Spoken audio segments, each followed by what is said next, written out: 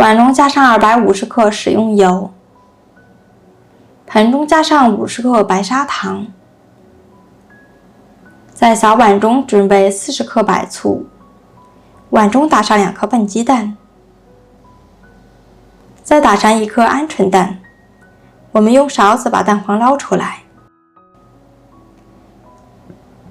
转移到抗馊的盆中，把白糖加进来。我们先用打蛋器开低速打发一下，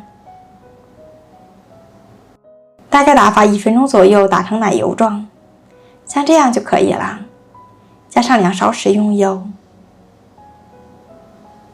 继续开打蛋器低速打发，打发至油和蛋液融合，继续加油，继续打发，打匀以后继续加油，继续打发。中间的感觉有点粘稠了，像这个样子。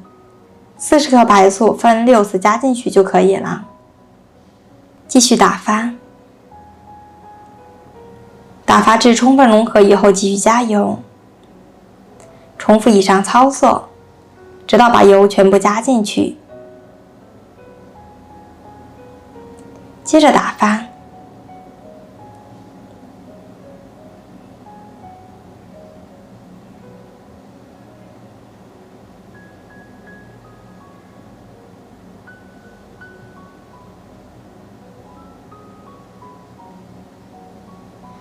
最后彻底的给它搅打均匀，搅拌成这样的稠稀度就可以了。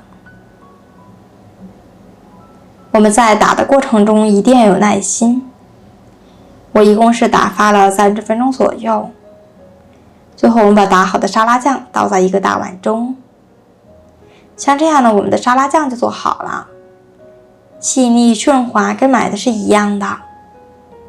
一次性吃不完的可以放在密封罐里面密封保存。吃的时候用无水无油的工具，吃多少舀多少，可以存放很长的时间。喜欢你就试试吧。